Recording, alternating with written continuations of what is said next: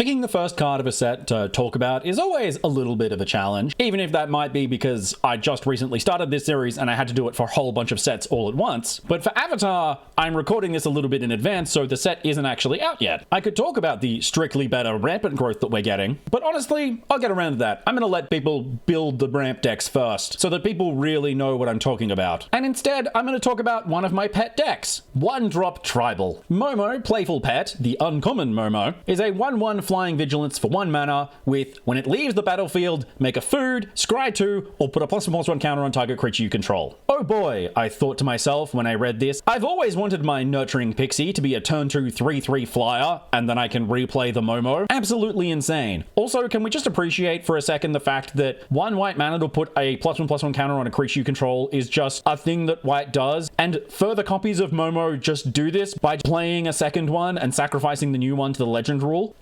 Beautiful. I can even play multiple Momos that don't incur the legendary rule, enjoy explaining that to new players, as the uncommon Momo plays fantastically with the rare Momo. Turn 1 uncommon Momo, turn 2 rare Momo into Sunpearl Kirin, and then on my following turn I can replay the uncommon Momo and it doesn't use up my discount for the turn. I'm going to play this deck and I'm going to say Momo so many times and I'm going to love every second of it. And what's wild about all of this is I haven't even gotten into a second color yet. This is all mono white basic plains nonsense. If you've become unfamiliar with the overly aggressive forms of white-black self-bounce, because Cosmic Grand Zenith has kind of rightfully turned that deck into a value powerhouse, Spiteful Hexmage is already an absolutely insane card with Sunpearl Kirin turn 2, and Cecil is just the best 1-drop in the format right now, and on top of all of this, we're getting Mirror Universe Thalia in My Scornful Striker, a card whose price I am going to be terrified to look up if I attempt to play this deck in paper. Momo's great. Long-term viewers know I love talking about 1-drops, and if you're not a long-term viewer, like and subscribe. I release a new design analysis video every weekday,